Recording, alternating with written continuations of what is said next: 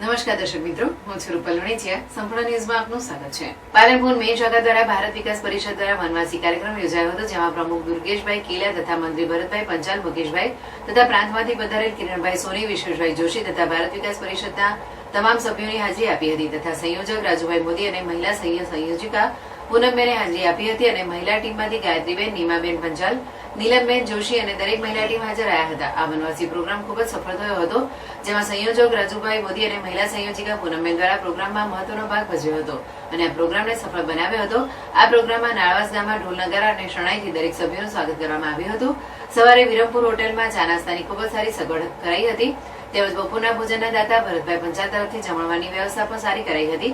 તેમજ પાણાપુરીની મોજના દાતા પ્રમુખ દુર્ગેશભાઈ કેલા તરફથી હતી. આ વનવાસી પ્રોગ્રામમાં સારા એવા દાતાઓએ દાન પણ આપેલું હતું. વનવાસી પ્રોગ્રામમાં ડોક્ટર ઝાલાએ મેડિકલ કેમ્પ કર્યો હતો. આ વનવાસી પ્રોગ્રામમાં બાળકોને સ્કૂલમાં ભણાવવા માટેની જરૂરિયાત મુજબ તમામ પ્રકારના દાતા કમલેશભાઈ ચૌધરી સ્ટેશનરી તથા રમતગમતના સાધનો તેમજ વિદ્યાર્થીઓને બેસવા માટેના આસન પટ્ટા અને દરેકને કીટ આપી હતી, જેમાં જરૂરિયાત મુજબ લોટ, ગોળ, તેલ, ચોખા, દાળનું વિતરણ પણ કરેલ હતું. આ પ્રોગ્રામની આભાર વિધિ રાજુભાઈ મોદીએ કરી હતી. પછી હાથીદ્રાના મહાદેવના દર્શન કરી, બાજોઠિયા મહાદેવના દર્શન કરી મોજ માણીને આ પ્રોગ્રામને સફળ બનાવ્યો હતો.